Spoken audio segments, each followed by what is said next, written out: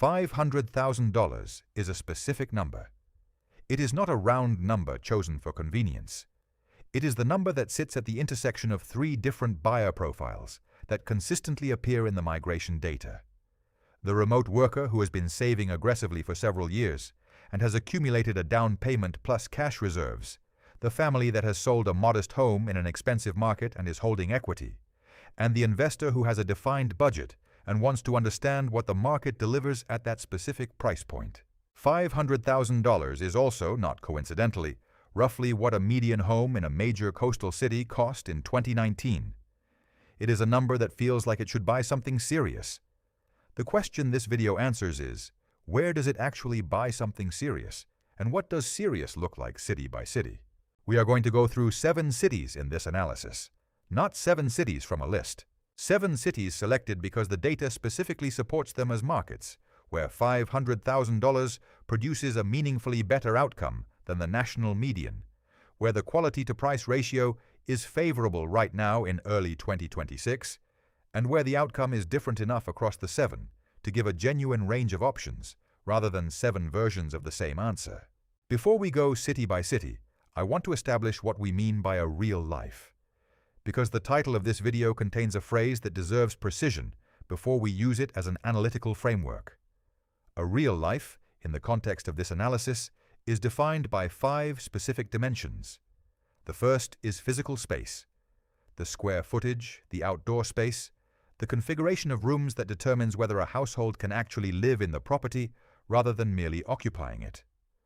The second is location quality, whether the property sits in a neighborhood that is safe, improving, and connected to the employment and amenity infrastructure of the city it is in. The third is financial sustainability, whether the total cost of owning and maintaining the property at $500,000 is manageable relative to the income profile of the buyer who would be in the market at that price point. The fourth is quality of life infrastructure, whether the city surrounding the property delivers the school quality, the cultural amenity, the healthcare access, and the general daily life functionality that the buyer's household requires. The fifth is trajectory, whether the market is improving, stable, or declining, because a property in a declining market is a different asset than an identical property in an improving one regardless of the purchase price. A real life is when the property and the city around it deliver adequately on all 5 dimensions simultaneously. In San Francisco, $500,000 buys approximately 370 square feet in a studio condo in a mediocre neighborhood, with a homeowners association fee that pushes the total monthly cost above $4,000, in a city whose school system has 41% reading proficiency, whose business exodus has left significant commercial vacancies in once vibrant neighborhoods, and whose trajectory on multiple quality of life dimensions is declining. By the 5-dimension framework, $500,000 in San Francisco does not buy a real life. It buys a very expensive foothold. The 7 cities we are about to analyze each deliver something different. Some of them are better for families, some are better for investors, some are better for the single professional who has been in a coastal city for a decade and wants the first property that actually feels like it belongs to them. I will tell you which is which as we go through them, and at the end I will give you a direct verdict by profile that does not hedge. Let us start with the first city. City number 1 is Raleigh, North Carolina. And Raleigh is first not alphabetically, but because it is the city where the 5-dimension analysis produces the most consistently strong score across all buyer profiles simultaneously. $500,000 in Raleigh in early 2026 buys you a specific category of property that deserves precision. You are not at the median for Raleigh. The median is approximately $390,000. You are at the upper tier of the Raleigh market, which means you are accessing a category of property that includes single-family homes with 3 to 4 bedrooms, 2 to 2.5 bathrooms, approximately 2,200 to 2,800 square feet of living space, a garage, a yard that is actual yard rather than a small outdoor space, and location in a neighborhood that is genuinely good by objective measures. Neighborhoods in this price range in Raleigh include North Hills, Midtown, 5 Points, and the established areas of North Raleigh around Falls Lake. These are neighborhoods with mature trees, maintained sidewalks, established school assignments in the Wake County public school system, and the kind of community infrastructure that produces a specific quality of daily life. What does 2,200 to 2,800 square feet feel like against the coastal baseline? The median new apartment in San Francisco is approximately 840 square feet. The median condo in Manhattan that sells at $500,000 is approximately 600 square feet. The Raleigh property at this price point is 3 to 3.5 times the physical space of what $500,000 buys in the coastal market. This is not a marginal improvement. It is a categorical change in how a household actually lives. On financial sustainability, a $500,000 home in Raleigh, with 20% down at current rates, produces a total monthly housing cost, principal, interest, property tax at approximately 1% effective rate in Wake County, homeowners insurance, of approximately $2,900 to $3,100 per month. That is a manageable payment for a household earning $90,000 or above, which is comfortably below the Raleigh median household income for homeowners in this price range. On quality of life infrastructure, Wake County Public Schools consistently score in the top quartile nationally for public school systems by standardized test performance. The Research Triangle's job market is diversified across tech, biotech, pharmaceutical, healthcare, and university-anchored sectors. North Carolina's tax structure, with a flat income tax of 4.5% and no local income tax, is meaningfully more favorable than most coastal states. The cultural infrastructure of a city of Raleigh's size, the restaurants, the arts, the professional sports in adjacent Durham and Chapel Hill, the proximity to the coast and to the mountains, delivers a quality of daily life that people consistently describe as surprising after moving from coastal markets. On trajectory, Raleigh is a mature migration destination. The wave has arrived. Prices have increased substantially from their 2019 baseline. The appreciation upside from here is more modest than it was 5 years ago, but the stability of the market, driven by the Research Triangle's employment diversity, the continued presence of major universities, and the demographic composition of the in-migrating population, makes it one of the lower-risk markets in this analysis for a buyer whose primary goal is a stable, high-quality home, rather than maximum appreciation. Raleigh verdict: the best all-around answer for most profiles. Strongest score on location quality, school quality, and financial sustainability simultaneously. Slightly lower score on appreciation trajectory because the wave has already largely arrived. City number 2 is Columbus, Ohio. And Columbus is the city where $500,000 produces the most dramatic overshoot relative to what a buyer expects from the price. $500,000 in Columbus accesses a category of property that in most of the country would require $700,000 to $900,000.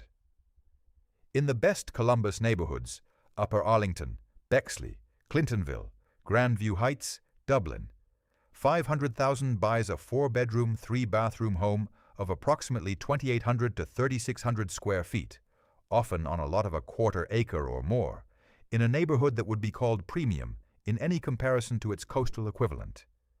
Upper Arlington specifically, a neighborhood that sits 5 minutes from the Ohio State University campus and has maintained premium school district status for decades, regularly produces $500,000 transactions for properties that would command $1.2 to $1.5 million in comparable neighborhoods in Boston, Chicago, or San Francisco. The financial sustainability analysis for Columbus is the strongest of any city in this comparison.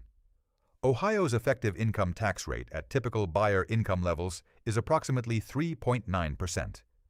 Property taxes in Franklin County average approximately 1.4 to 1.7% of assessed value annually, which adds to the monthly cost, but is offset by the dramatically lower purchase price compared to coastal alternatives.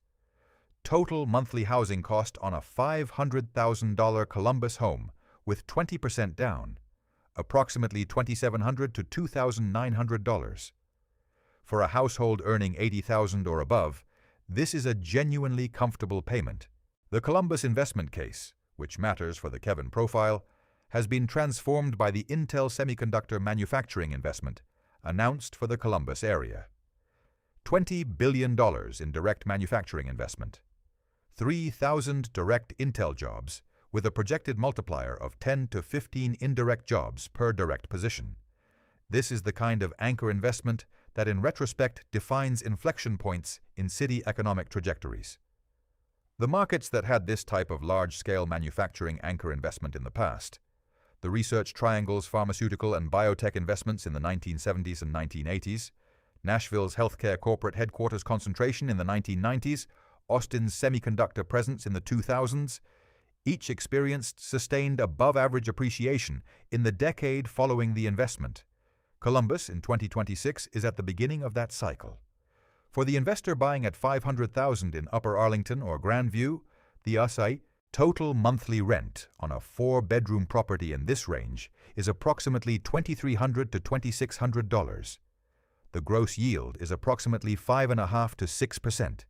Net of management, vacancy, and taxes, the cash flow is marginally positive to flat. This is not a cash flow first investment. The case for Columbus at $500,000 is appreciation plus quality. Getting in before the Intel investment fully prices into the market, in a neighborhood that was already good and is now acquiring the economic anchor that great neighborhoods require. Columbus verdict: best value per square foot of any city in this analysis. Best long-term appreciation case based on Intel Catalyst. School districts in the premium neighborhoods are genuinely excellent. Lower immediate lifestyle infrastructure than Raleigh, but improving trajectory. Best answer for the buyer who prioritizes financial optimization and is willing to invest some time in building their community in a city that is still in the process of arriving. City number 3 is Nashville, Tennessee. And here we apply the 3 Nashville framework from the previous video, because $500,000 in Nashville produces 3 entirely different outcomes depending on where specifically in the metropolitan area you deploy it. $500,000 in Nashville proper, in the inner neighborhoods of Nashville 1, The Gulch, 12 South, Germantown, Sylvan Park, buys you a small single-family home or a premium condo of approximately 1,200 to 1,600 square feet. You are at the entry to midpoint of the urban Nashville market at this price, not at the top. The property will be a good property in a genuinely excellent neighborhood, but the physical space is limited, and the price per square foot is high enough that the financial sustainability calculation is tight for many buyers. $500,000 in Williamson County, Franklin, or Brentwood buys you approximately 1,500 to 1,900 square feet in a premium school district. You are in the mid-range of the Franklin market, below the median for Brentwood. The school access is among the best in the country. The physical space is reasonable. The financial sustainability depends heavily on the buyer's income, because the total monthly cost at this price approaches $3,000 to $3,200. $500,000 in Nashville. 3. Murfreesboro, Hendersonville. Buys you 4 bedrooms, 3 bathrooms, approximately 2,400 to 3,000 square feet, a full yard, a 2-car garage, and access to school districts that outperform the national average. You are at the upper end of the Nashville 3 market, accessing the premium tier of the outer ring. The monthly cost is approximately $2,800 to $3,000. You are getting approximately 60% more physical space than the equivalent spend in Nashville proper, in a school district that, while not Williamson County, is substantively better than most of what buyers are leaving behind on the coasts. Tennessee's zero income tax applies identically across all 3 versions of this analysis. The tax advantage of being a Tennessee resident, a permanent annual benefit of $8,000 to $15,000, depending on income level relative to a California or New York. Baseline is captured regardless of which Nashville you choose. Nashville verdict depends entirely on which Nashville. Nashville proper at $500,000 is the lifestyle choice. Maximum urban amenity, limited space, tight financial sustainability. Franklin is the school first choice. Maximum school quality, good but not exceptional space, premium price. Nashville 3 is the financial optimization choice. Best space, best financial sustainability, strong school quality, maximum appreciation upside at this price point. By the 5-dimension framework, Nashville 3 consistently scores best for $500,000 in 2026. City number 4 is Charlotte, North Carolina. And Charlotte is the city where $500,000 represents the biggest gap between what it buys and what most people who have not specifically researched Charlotte believe it buys. Charlotte's market in 2026 is approximately 12 to 18 months behind Raleigh in the migration cycle. The same wave of high-income professionals that drove Raleigh's appreciation between 2019 and 2022 is arriving in Charlotte now. This timing difference produces a specific financial opportunity. You can access the quality that Raleigh has already proven at a price point that Raleigh charged in 2021. The market has not yet fully adjusted to its new demographic reality. $500,000 in Charlotte buys a 4-bedroom, 2.5 to 3-bathroom home of approximately 2,400 to 3,000 square feet in the established premium neighborhoods, Dilworth, Myers Park, Eastover, South End, Ballantyne, Waxhaw, that represent the best of what Charlotte has to offer. The property will have a yard, a garage, and the physical configuration of a real house. Not a condo, not a townhouse, a house. The Charlotte investment case for the Kevin profile is built on timing. Bank of America is headquartered here. Wells Fargo has its largest non-San Francisco employment presence here. The financial services sector creates a specific demographic of high-income professionals who generate sustained housing demand across economic cycles, because financial services employment is more recession-resistant than pure tech. This demand base is structural, not cyclical. It does not disappear when interest rates rise or when a tech sector correction reduces hiring. The households that drive Charlotte's premium residential market are predominantly employed by institutions that have operated continuously through every economic cycle of the past century. The school system question in Charlotte, Mecklenburg County Schools, is more complex than in the other markets in this analysis. The district as a whole has performance metrics that are more variable than Wake County in Raleigh or Williamson County in Nashville. Within Charlotte, school quality is highly neighborhood dependent. Properties in the Waxhaw area to the south of Charlotte proper, which fall under the Union County Public Schools District rather than Mecklenburg County, consistently produce some of the strongest test scores in the broader metropolitan area. For a family buyer at $500,000, the school assignment question in Charlotte requires specific address-level research rather than a general district-level assessment. On financial sustainability, North Carolina's 4.5% flat income tax, property taxes at approximately 1% of assessed value in Mecklenburg County, and total monthly housing cost on a $500,000. Property with 20% down of approximately $2,900 to $3,100. These parameters are essentially identical to Raleigh. The financial structure of the two North Carolina markets is nearly the same. The difference is that Charlotte's market timing offers more appreciation upside for a 2026 buyer. Charlotte verdict: best appreciation timing of any city in this analysis for a buyer purchasing in 2026. Strong financial services employment base creates structural housing demand. School quality is address-dependent and requires specific research. Best answer for the buyer who prioritizes capital appreciation over the next 3 to 5 years, alongside quality of life for a professional household without children, or with children old enough that specific school zone selection is already part of their process. City number 5 is Indianapolis, Indiana. And Indianapolis is the city on this list that will surprise the largest number of people, because it is consistently absent from the relocation conversation despite having one of the strongest combinations of price-to-quality metrics of any major American city. $500,000 in Indianapolis is not the mid-range of the market. It is the top of the market. The median home price in Indianapolis proper is approximately $230,000. In the premium Indianapolis suburbs, Carmel, Zionsville, Fishers, Noblesville, the median is approximately $350,000 to $400,000. At $500,000 in these suburbs, you are buying the best tier of the Indianapolis residential market: 4 to 5 bedrooms, 3 to 4 bathrooms, 3,200 to 4,000 square feet of living space, large lots, 3-car garages, premium finishes that in coastal markets would push the price to $800,000 or above. Let me be specific about what 3,500 square feet in Carmel, Indiana looks like against the coastal baseline. The typical 3,500 square foot home in Carmel has 4 bedrooms, a dedicated home office, a finished basement, a primary suite with dual walk-in closets, a large kitchen with an island, a formal dining room, a family room, a mudroom, a 3-car garage, and a backyard with space for a deck or patio. In Boston, this configuration requires approximately $1.4 to $1.8 million in a comparable suburb.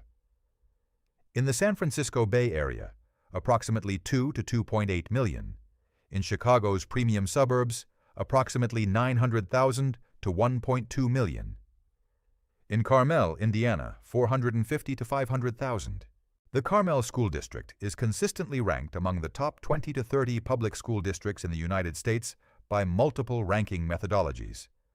Carmel High School produces national merit scholars at a rate comparable to the most competitive public schools in the country and has a performing arts program, the Carmel High School Philharmonic Orchestra, that has won the Bands of America Grand National Championship 13 times. The school quality argument for Carmel is not a regional argument, it is a national argument. Indiana's state income tax is a flat 3.15% in 2026. Property taxes in Hamilton County, which encompasses Carmel and Fishers, are effectively capped by the Indiana circuit breaker at approximately 1% of assessed value. The total tax burden for a resident household in Carmel is among the lowest in any premium suburban market in the United States. For the investor, Indianapolis broadly, rather than specifically Carmel, presents the strongest cash flow case of any city in this analysis. Single-family homes in the $250,000 to $350,000 range in Fishers and Noblesville produce cap rates of approximately 6 to 7% and cash flow of approximately $200 to $400 per month after all expenses on a conventional mortgage. The Indianapolis rental market has a vacancy rate of approximately 4.8%, among the lowest in the Midwest. The manufacturing employment diversity of the broader metro, pharmaceutical manufacturing anchored by Eli Lilly, technology services, automotive components, healthcare, creates a stable employment base that supports rental demand across economic cycles.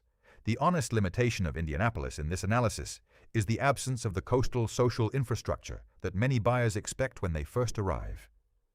Indianapolis is not a city whose food and restaurant scene rivals Raleigh or Nashville. The walkable urban neighborhoods that have developed in Broad Ripple, Mass Avenue, and Fountain Square are genuinely good, but are still developing toward the critical mass that makes a neighborhood feel fully arrived.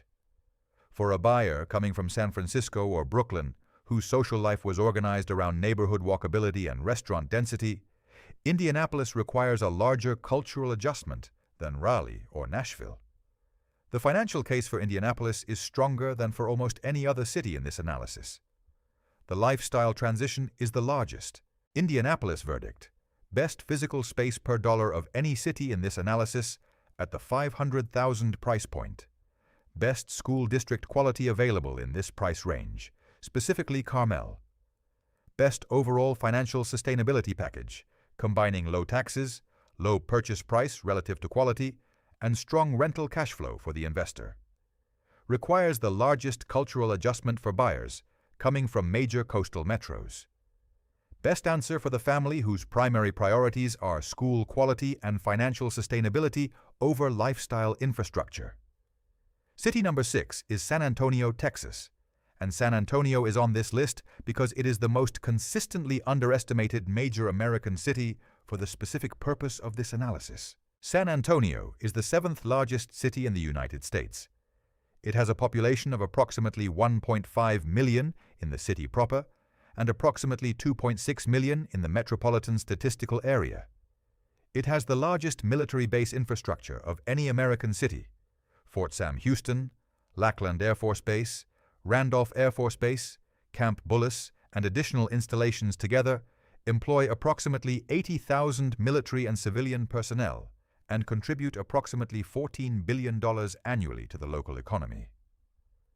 The medical center on the northwest side of the city is the 9th largest medical complex in the United States and employs approximately 40,000 people. The technology sector has been growing at above-average rates as companies relocate from Austin, 60 miles to the northeast, seeking the same Texas tax advantages at lower real estate costs. $500,000 in San Antonio buys a category of home that requires careful specification because the market is geographically large and internally varied.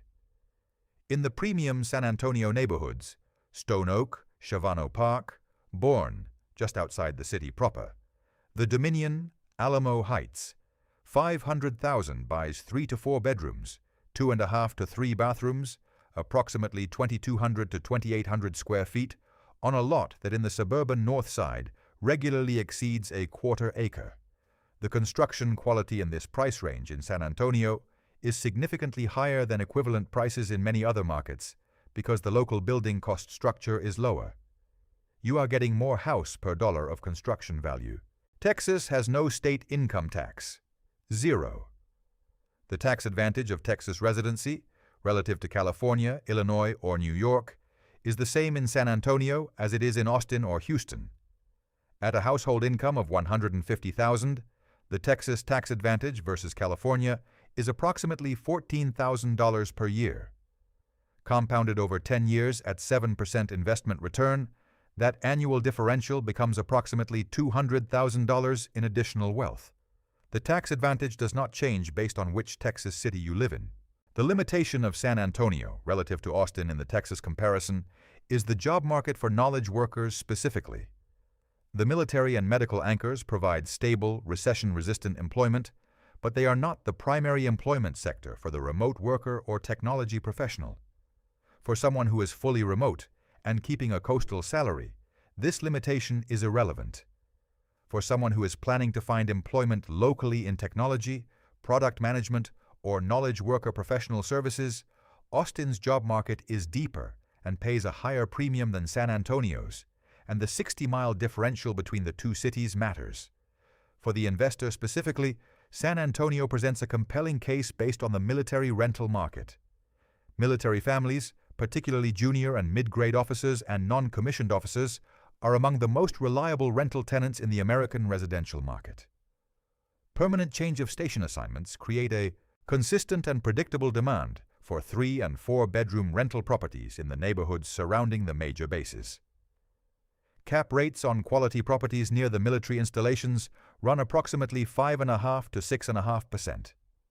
The combination of military tenant reliability, Texas tax advantages, and relatively low property management complexity makes San Antonio a consistent performer in long-term rental investment analyses.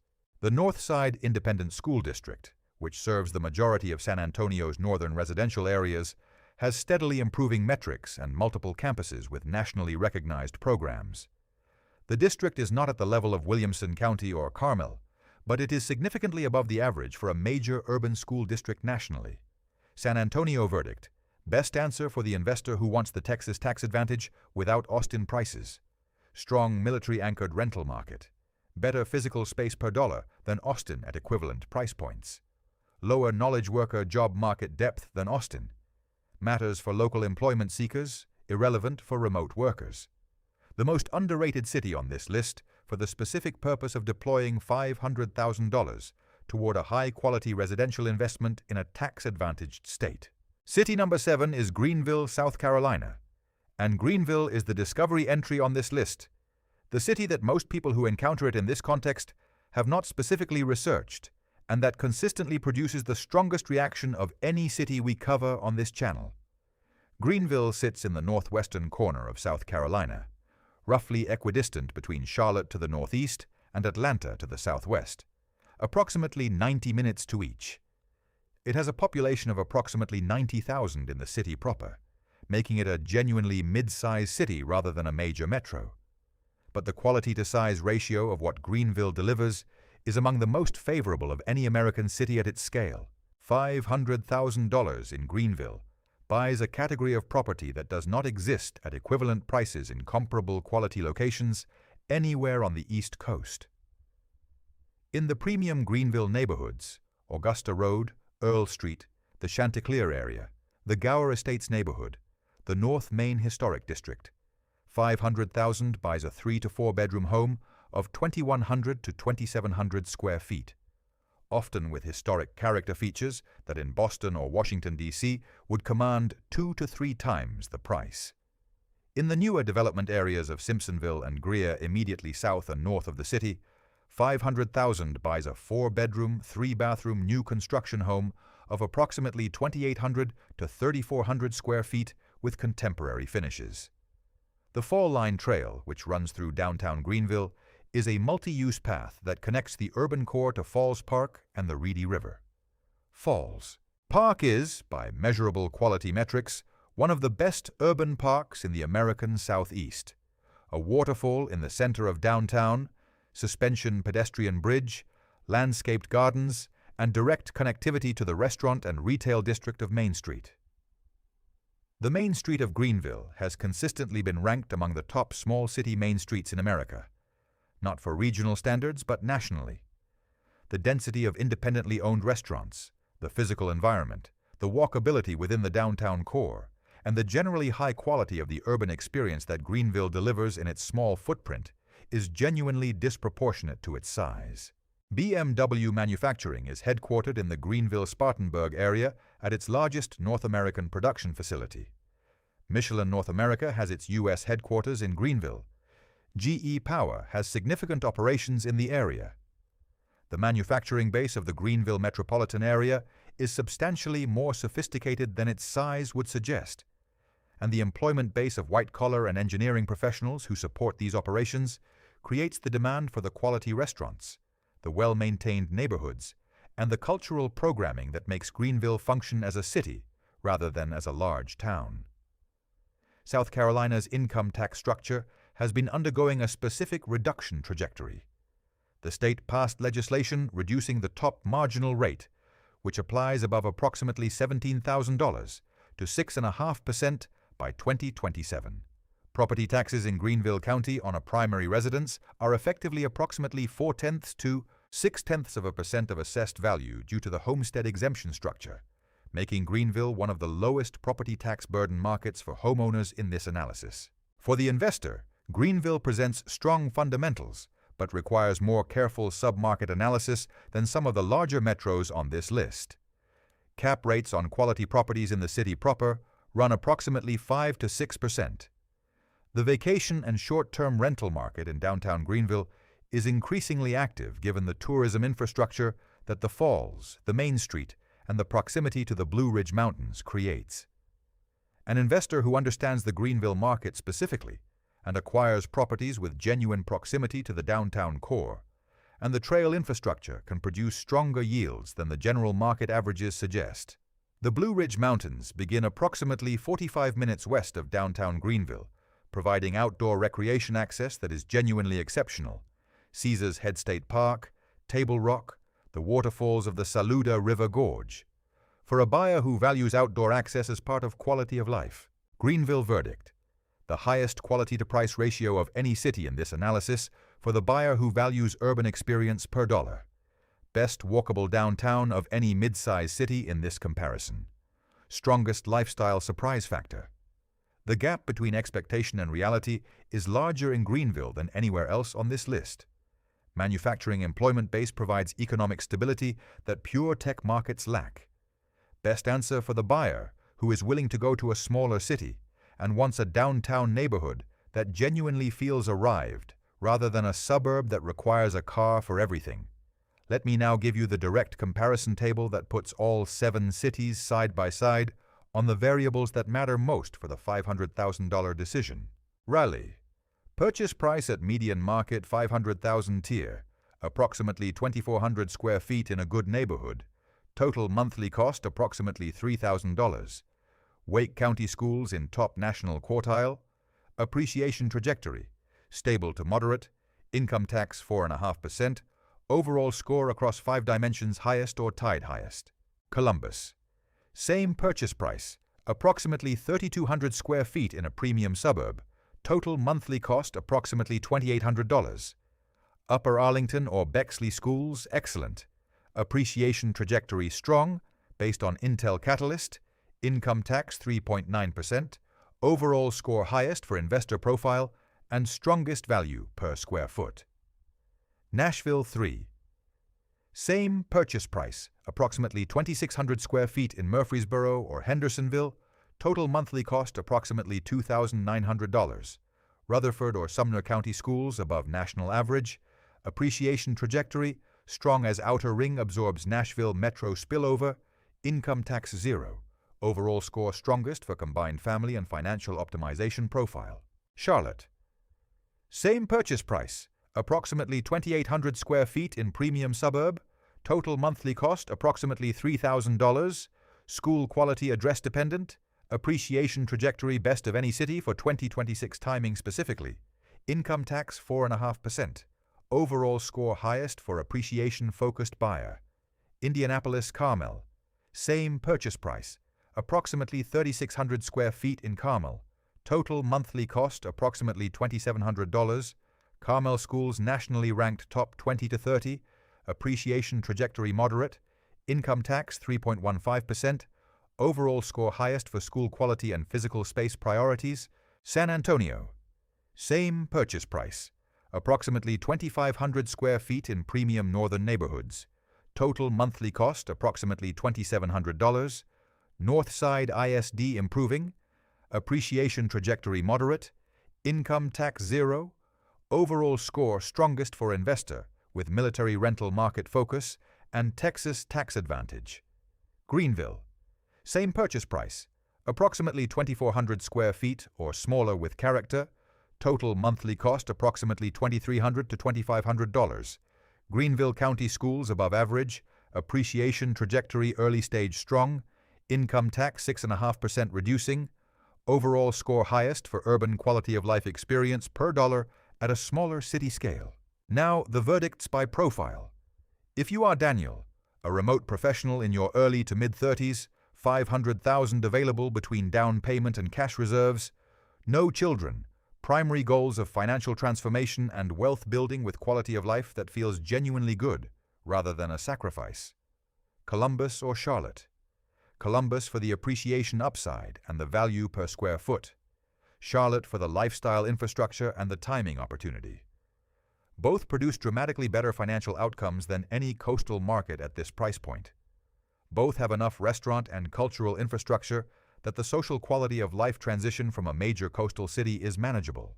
If you are Stephanie, a parent with school-age children, $500,000 as your budget, school quality is the non-negotiable variable.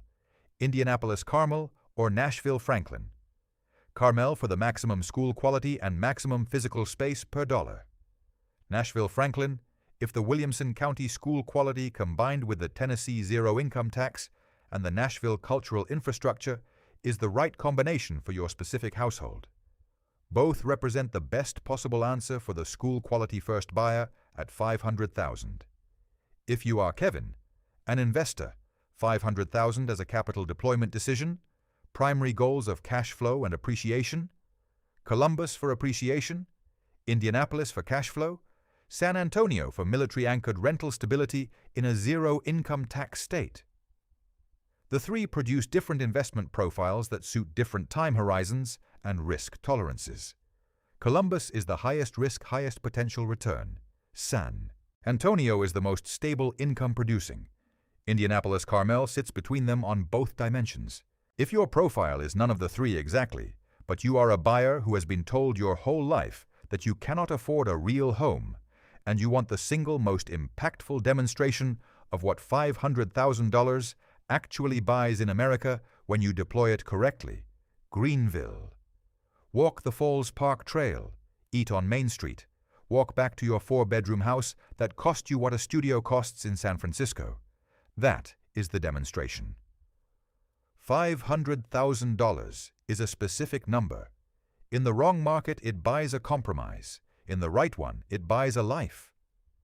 The 7 cities in this analysis are the 7 markets where the math and the data consistently support the second outcome in 2026. Now you know which one is yours. Next week, we are going to build the tool that makes this analysis personal. The Next City Decision Score. The 6-variable framework that takes your specific income, your specific family situation, your specific professional constraints, and your specific financial goals and outputs, a ranked list of the cities that match your actual situation, rather than a generalized recommendation. It is the most requested framework from this channel since we launched, and it goes live next week. If this analysis changed how you think about what your money actually buys in America right now, the most useful thing you can do is leave a comment with your current city and your target budget. Not for me to answer individually, but because the pattern of where people are and what they have to work with is exactly what drives which cities we analyze next, and your comment is direct input to the research agenda. See you next week. Before we close, I want to go deeper on something that the city-by-city breakdown covered efficiently, but that deserves more space. The specific psychology of what happens when a buyer from a coastal city first encounters these price points, and why that psychological moment is more important than any individual data point in this analysis.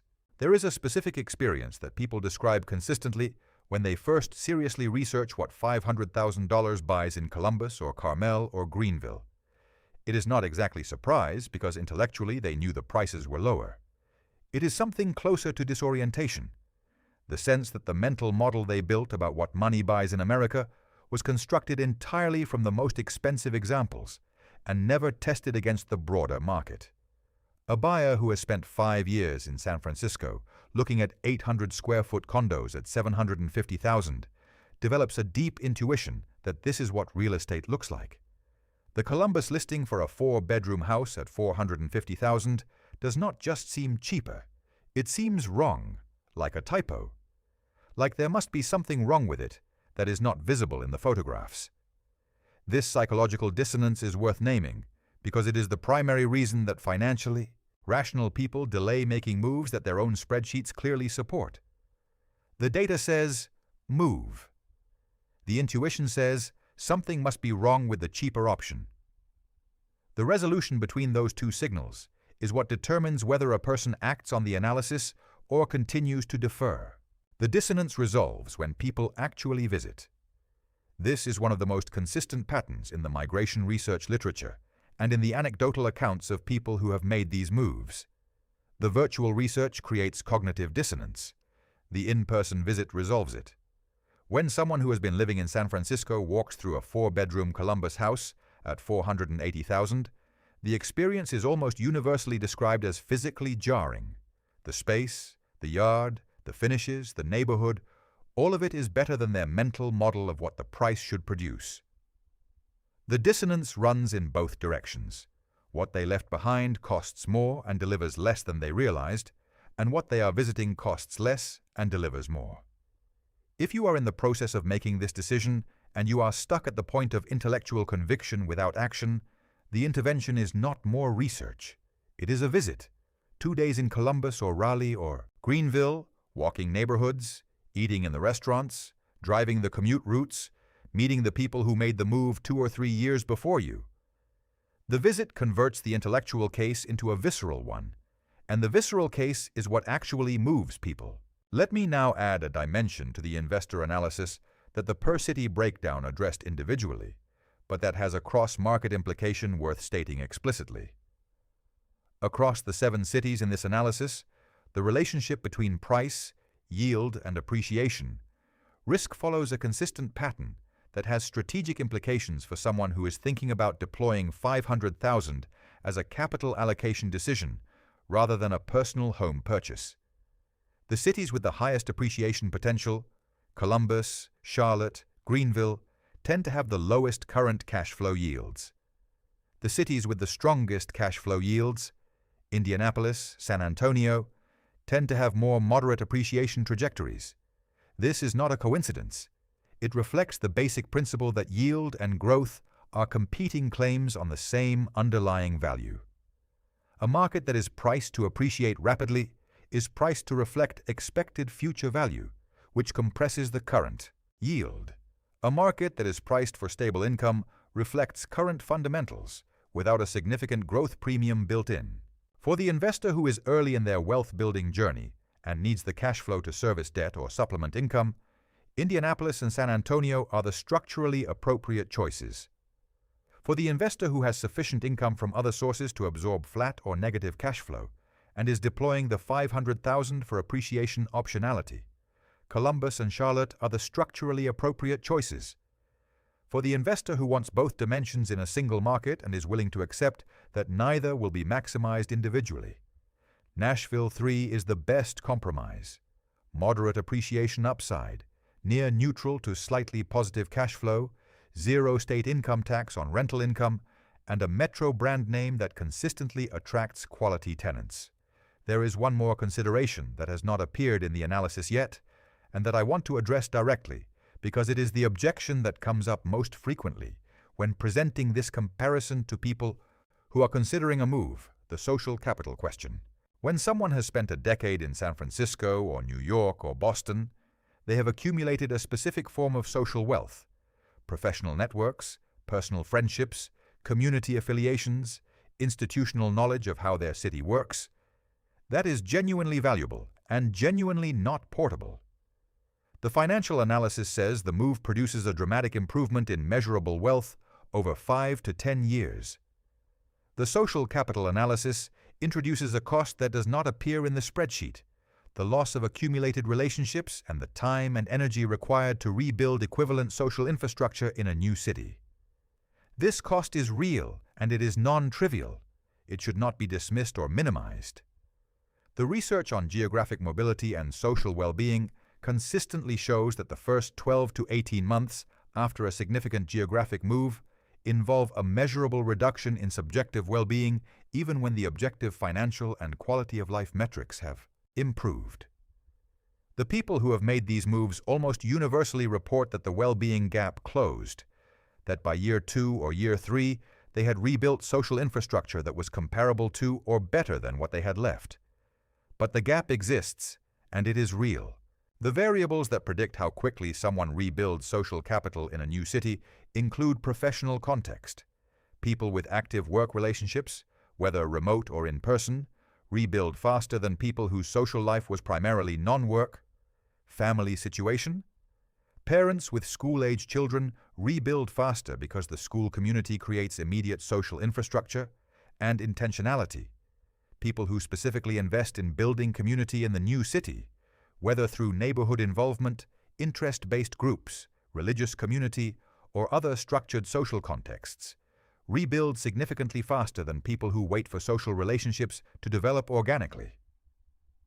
This analysis does not produce a bottom-line number for the social capital cost of moving the way it produces a bottom-line number for the financial cost of staying.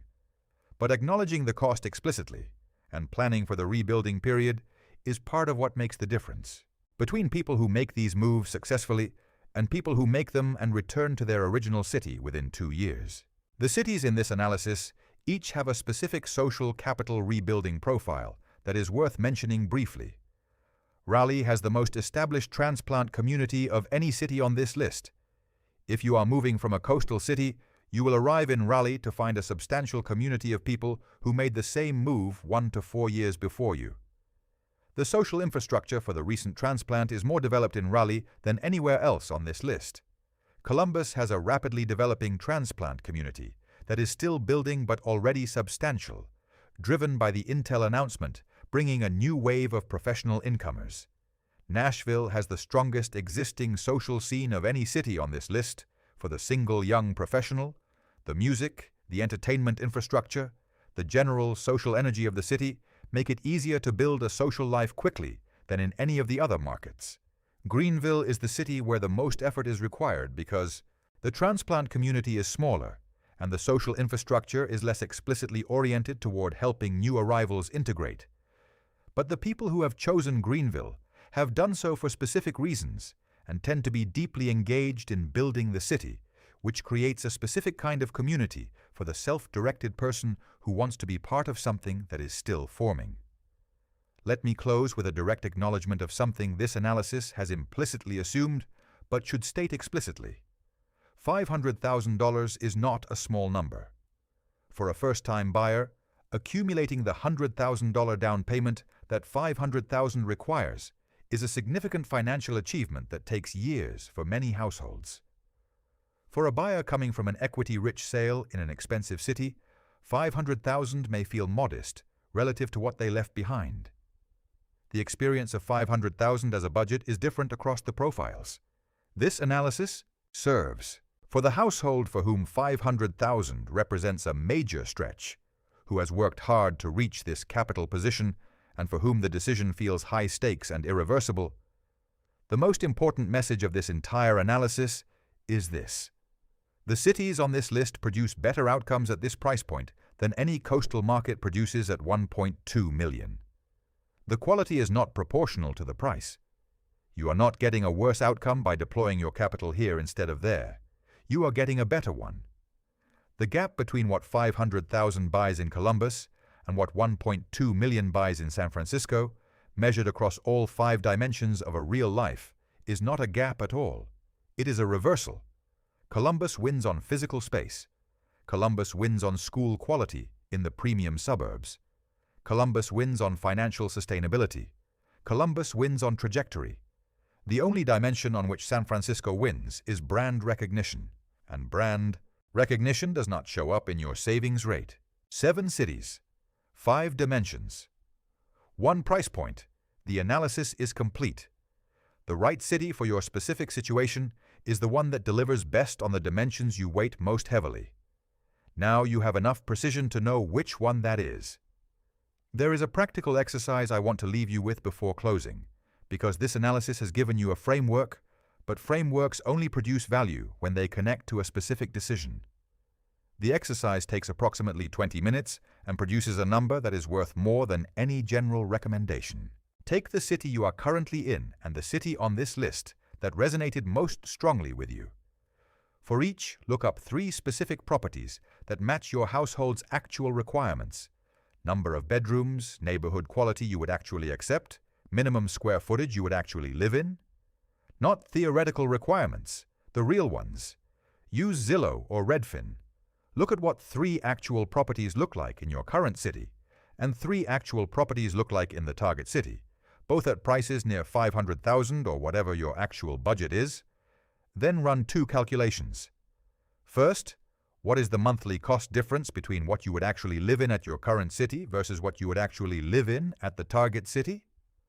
Second, what does that monthly difference compound to over 10 years at 7% annual return if you invest it?